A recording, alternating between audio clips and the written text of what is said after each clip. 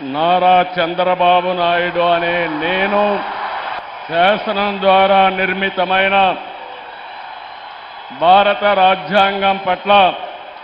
నిజమైన విశ్వాసం, విధేయత చూపుతానని, భారతదేశ సార్వభౌమాధికారాన్ని, సమగ్రతను కాపాడుతానని ఆంధ్రప్రదేశ్ రాష్ట్ర ముఖ్యమంత్రిగా నా కర్తవ్యాలను శ్రద్ధతో, అంతఃకరణ శుద్ధితో నిర్వహిస్తానని, భయం గాని, పక్షపాతం గాని,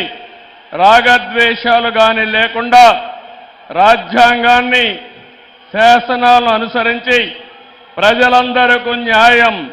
చేకూరుస్తానని దైవ సాక్షిగా ప్రమాణం చేస్తున్నాను. నారా లోకేష్ అనే నేను శాసనము ద్వారా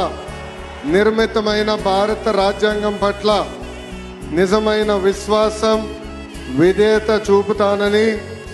భారతదేశ సార్వభౌమ అధికారాన్ని,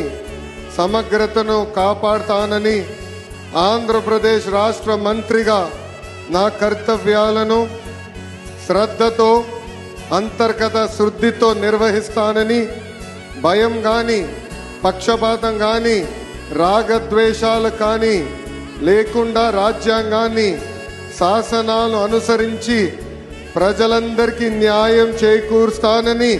దైవ సాక్షిగా ప్రమాణం చేస్తున్నాను. నారా లోకేష్ అనే నేను ఆంధ్రప్రదేశ్ రాష్ట్ర మంత్రిగా నా పరిశీలనకు వచ్చిన